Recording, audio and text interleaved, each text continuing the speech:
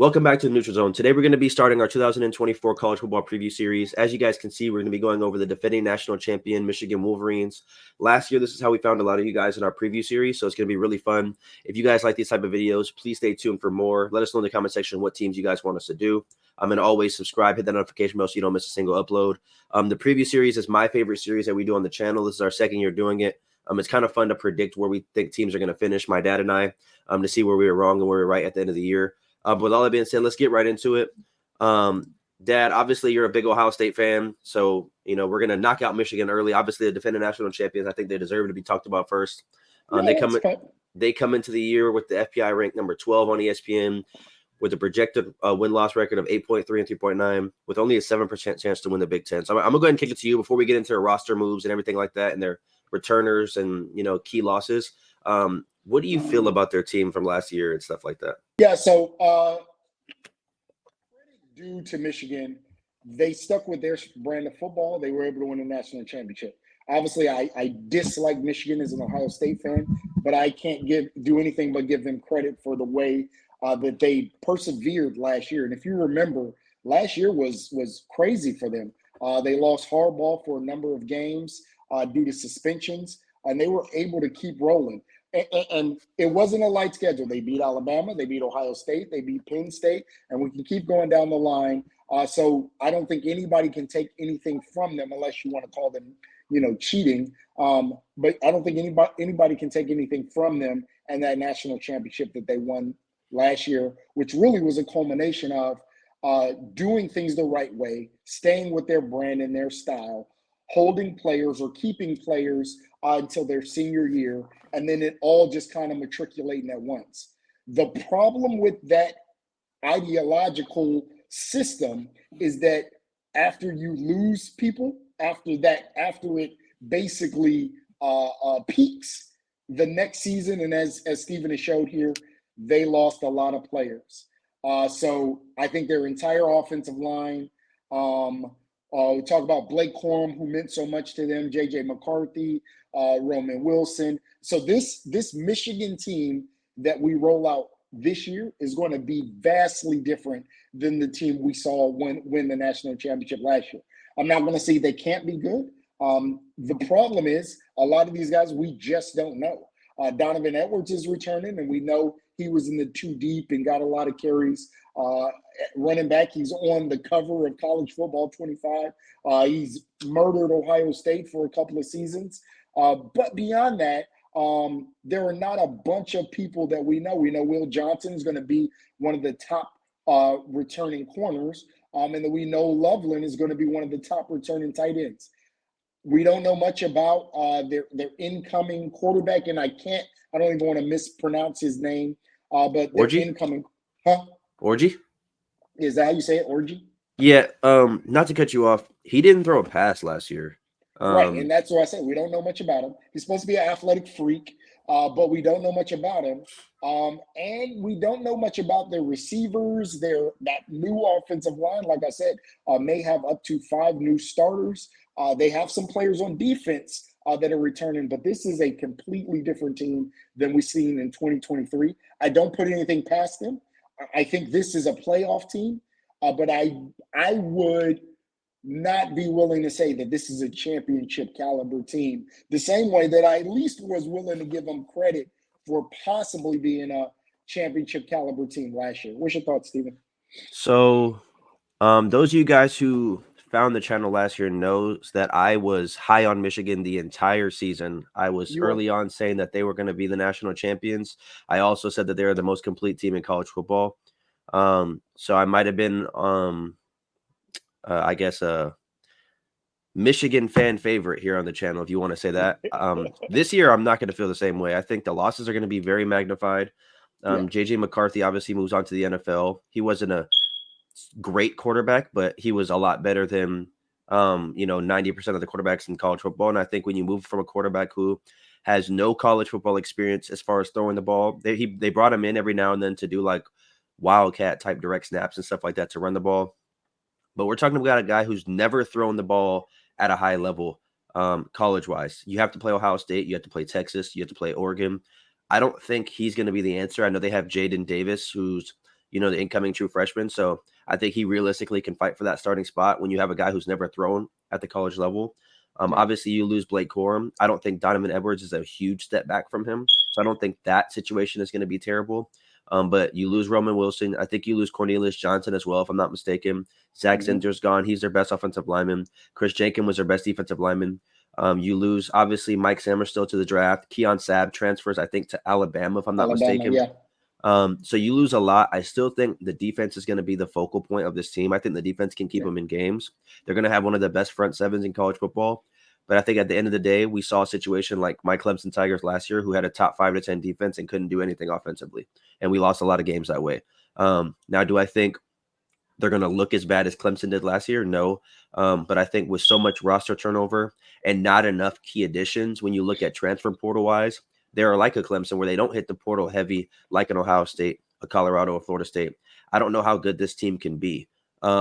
But like I said, when you lose so much production, I think Will Johnson is going to be a number 1, 2, maybe 3 corner in college football next year. So I think that's going to be good. I think Colston Loveland he was their second leading receiver last Yes. season, and obviously he's a tight end. Donovan Edwards, I think, is going to be a top back. You bring back Andrew Gentry and Greg Crippen. They played for some of the games last year. They obviously weren't a Zach Zinter, but I still think they have some college level experience. Mason Graham is going to be a big piece as well.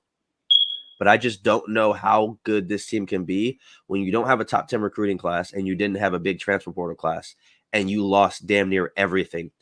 We talked a little bit last year how veteran led this team was, Yes. and they had a championship window. They capitalized on that championship window, but now you're without your head coach, who now you Mm-hmm. move on to Sharon Moore, and you're without your best 3 players on offense outside of Donovan Edwards because he was a backup.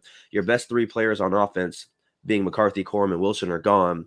So I don't know what situation they kind of turn to. I do want to go on to the next screen. We could talk a little bit about projections. I'll go first.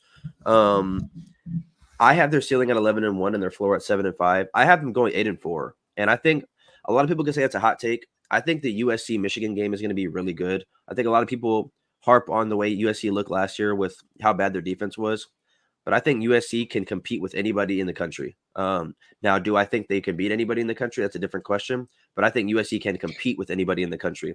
I think their offense is explosive. Lincoln Riley's going to have a great offense at no matter where he goes. So I think that's the only game. That's the 4th game I looked at. Like, can I see them going 9-3? Obviously, my dad has them going 9-3 with all the same losses I do outside of USC. So I did go back and forth between USC and Michigan, but I don't think this team is going to be very good. I think 8-4, 9-3 is a very realistic situation for them. I could see them beating a USC, but I could also see them losing to a Washington when they travel to Seattle. Good So point. I think 8-4 seems about right. I would be very shocked if this team was in the Big Ten title game.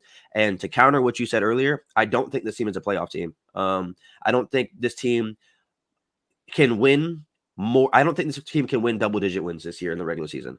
I don't see them going not only beating USC and Washington, but also beating either Oregon, Ohio State, and Texas. I think Right. Texas, Oregon, and Ohio State are all significantly better than them this year.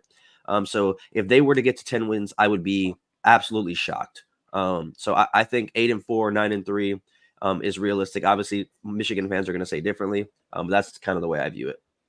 Yeah, so I went ceiling 12-0 because when I look at ceiling, I say, could they reasonably win those games? And I think I wouldn't be like shocked. It wouldn't be like, oh my goodness, Appalachian State versus Michigan if they beat Texas, Oregon, and Ohio State, the 3 teams I have them losing to. So that's where I go ceiling. I think it is reasonable that that defense is very good. They're going to go power run. We talked about Orgy. And again, he's supposed to be a tremendous athlete. So maybe you get a little bit in terms of a quarterback who runs for a bunch of yards. Obviously, Donovan Edwards is a very good running back. So I wouldn't be shocked if they are able to figure out a system in which they're able to win some games that we don't suspect they're going to win. That's where I get ceiling from. Floor is what games do I think that they may lose, right? And that's where I go 5. And then I look at what games or what teams I actually predict. Just like you, Stephen, I went back and forth on that USC game. My problem is Michigan is such a in the trenches team with a good running back and a good quarterback, and I think USC struggles in the trenches. I think USC is going to be a great offensive team, but I think Michigan is going to have a very good offense. And again, So wait. I just want to I want to ask you this before you keep going. uh-huh. I think last year we looked at Michigan that way because I think Yes. they had the threat of JJ McCarthy as well. I don't think you were able to load up so much against Michigan because you knew you still had a lottery pick type quarterback. I Mhm. don't know what we have out of Orgy yet. Maybe Yeah, no, I after the agree. Texas game we'll know, but I Yeah. think it's easier for them to do that against a Penn State last year, run the ball every play when there's still the threat of McCarthy still burning you deep or still making But but, a read. but that's the piece that really made me side with them beating USC. The fact that they had like a whole quarter that they ran the ball every play I think it was like a whole half. Yeah. Against Penn State, which was a formidable defense, and Penn State could not stop them. That they did not throw the ball once, and Penn State again, different running back, different offensive line. But I think that it is at the core of who Michigan is. So I think the next five offensive line are going to be maulers in the trenches. And again, maybe they do not have the same production. And let me say this, Stephen, I take no qualms with you picking USC to beat them because I went back and forth. But I think USC was so bad on defense last year. And again, like you said, maybe after 2 or 3 weeks, I am completely, maybe when we get to our weekly picks, which we do, um, I completely do a 180 on this game, and I say, hey, that Michigan offense isn't what I thought it was going to be, or not that I think they're going to be good, but they are not as good in the trenches as I thought they were going to be, or that USC defense is a little bit better than I thought they were going to be. And I think if either one of those flip flop in terms of what we see early in the season, then my opinion would change. Just like I went back and forth, like you said, on that Washington game. I think that's a game that could flip flop because again, Washington, and we'll talk about them later, but they're a team that also lost a lot. But maybe we look and see and say, whoa, wait a minute, this Washington team is still formidable. And this Michigan team isn't. And maybe by the time we get to those weekly picks, I'm like, oh, I think Washington is better than Michigan. So that's where I kind of get my flip flop from. Early, I just think Michigan will be, and again, I'm talking about the fabric of that team, will be able to beat USC in the trenches, which is where USC had issues last year. But like I said, I am not. This is not a game that I'd be willing to bet a bunch of money on. It's just a early pick. Yeah, and I do want to speak on Sharon Moore for a second. I do think he's the right pick for them. Yeah, I think he's a good coach. I don't think he's a guy who can have playoff type success with the amount of talent you lose. I don't think he's that right. guy. I do think he can build something, a good foundation there and get Michigan back up to that Big Ten title game type pinnacle and get to the playoffs. But I just think the Big Ten is so deep this year. I think Yes. they're in my opinion, there are three teams better than them. Obviously we haven't talked about Penn State, but I think Penn State, Oregon, and Ohio State are all better than Michigan this year. And I don't expect there to be four teams in the playoffs from the Big Ten this year. I think three is the most that we'll get. So in that case, and again, I have them losing to USC. I think USC is going to be right around 8-4 as well, 7-5 maybe. So it's going to be around the same thing. We'll predict them later. But yeah, I think Michigan has been built on developing their players, sort of like Clemson. They don't hit the portal hard. And the Right. fact that they're losing damn near every starter from last year is going to be a big issue. And I do not anticipate them, like I said, getting the 10 wins or being in the big title game and being in the playoffs. I would be absolutely shocked. And it's crazy to me. Well, I mean, I guess it's not crazy because ESPN only has them at a 7% chance to win the Big Ten. Um, Right. and I would say that's fair because I have Ohio State, Penn State, and Oregon all Well, with and, significantly higher odds. and I think when you look at what each team brings back, right? You say that an Oregon has to probably be a better team, at least on paper, than Michigan and what they're bringing back. And that USC team, I think those two are neck and neck. Penn State brings back a lot. Ohio State brings back dang near everybody.